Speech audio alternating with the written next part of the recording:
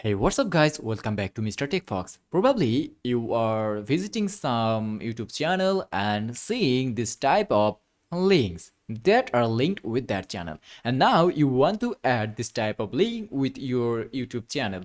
So in this video, I'll guide you how to add external links to your YouTube channel. That's pretty simple.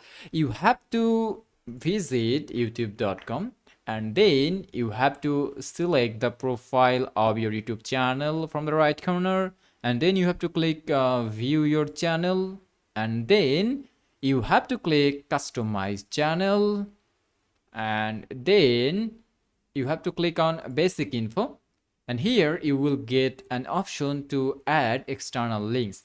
So you have to click on this add link icon. Now I'm gonna add an example, google.com.